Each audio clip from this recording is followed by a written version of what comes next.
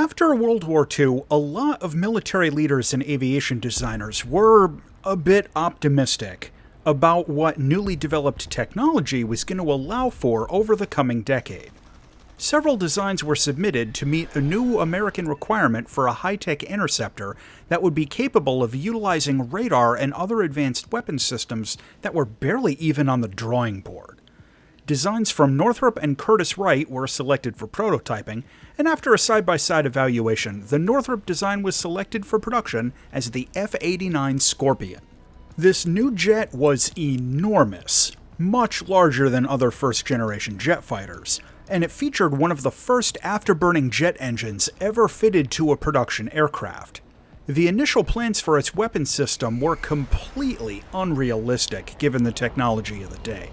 They wanted to put radar-controlled automated cannon turrets facing forwards and backwards, combined with an internally mounted tray of unguided air-to-air rockets hooked up to a computerized firing system.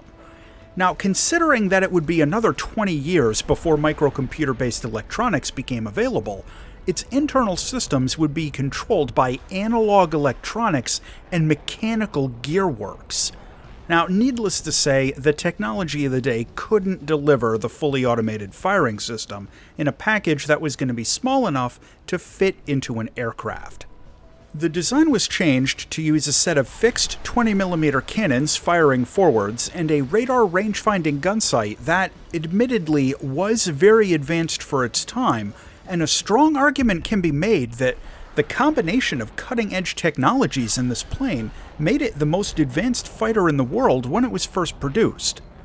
Early models of the F-89 entered service in 1950, and the plane was actively developed into later versions capable of using unguided rockets, early air-to-air missiles, and even the MB-1 Genie nuclear air-to-air rocket.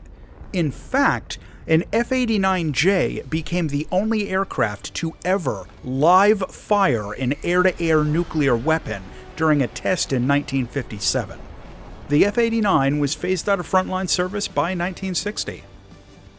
What we get in War Thunder is the F-89B, a premium jet fighter and rank 5 of the American Air Tree at battle rating 7.0. This jet gets the AN/APG-33 radar, which is a rare example of a tracking-only radar set in War Thunder. When you have it on, it's locked in ACM mode with no search functionality or anything else.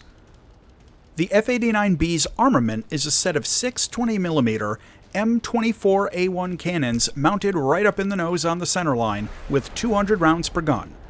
You get a pretty typical selection of mid-tier American ammo belts, with the Air Targets belt or the Stealth belt generally being the best for air combat. Now, as I've mentioned in other reviews, I'm personally just awful at aiming the American 20mm. For whatever reason, my instincts for the ballistics on these things are just totally off, but when you can connect a burst, they do really good damage for this BR range. When it's up in the air, this jet has a lot of potential. With afterburning jet engines, this is honestly one of the only first-generation jets that never feels underpowered at all. The rate of climb is excellent, the acceleration is good, and it's faster than everything it faces, except for a very small number of jets in a full up tier.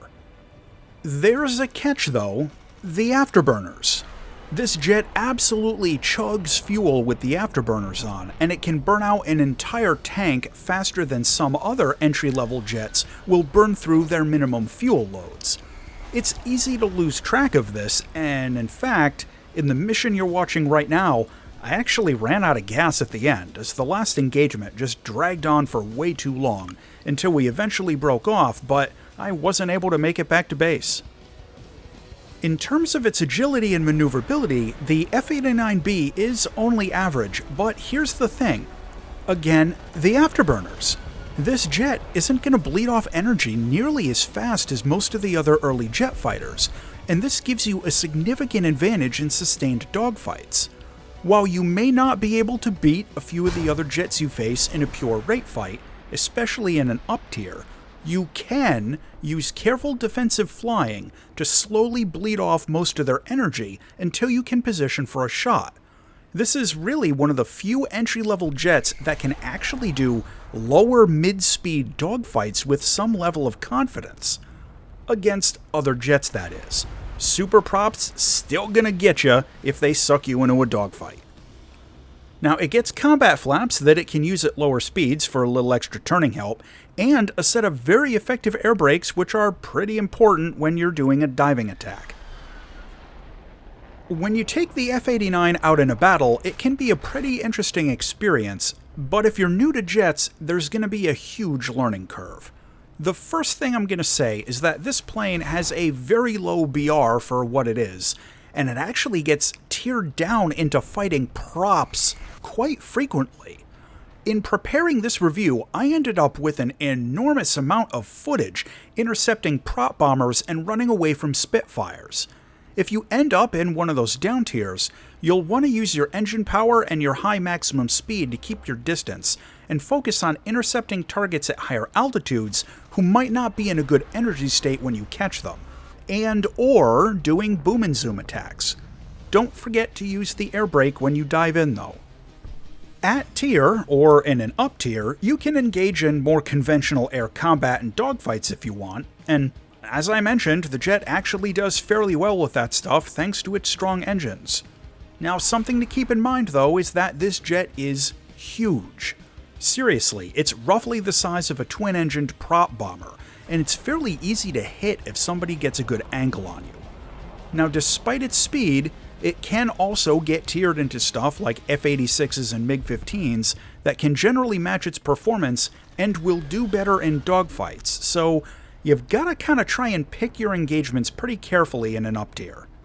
Oh, and just to stress this point again, keep an eye on your fuel. It feels really weird to have afterburners on a jet this low, and it's easy to lose track. Now, in terms of ground attack, you're basically limited to attacking light targets with the cannons.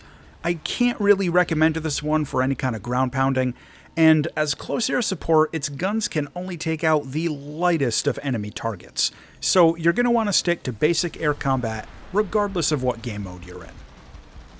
Visually, the F-89 Scorpion is a really weird looking jet. I've always had kind of a soft spot for oddballs like this, and you get a few different paint jobs for it, so overall I'm going to give it a pass despite the fact that it is objectively ugly. Landing this one really isn't too difficult, but the main caveat is that it rides really low on the landing gear, so make sure you're actually touched down all the way and not floating in ground effect. You can safely drop gear and flaps at around 375 kilometers an hour. The cockpit on this plane is actually pretty decent.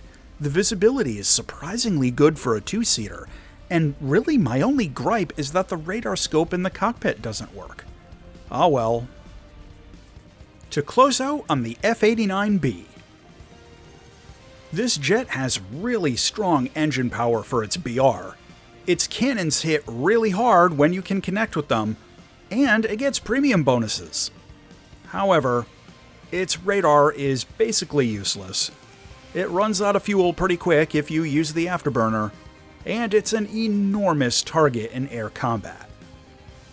The final verdict on the F-89B Scorpion is that this jet has a lot of potential, and if you can get a feel for its cannons, it'll just print silver lions for you. It's expensive to buy, but if you're looking for a low-tier jet to grind out the American tree with or something like that, this isn't a bad option. As always, thanks for watching, and if you enjoyed this video, check out this other one.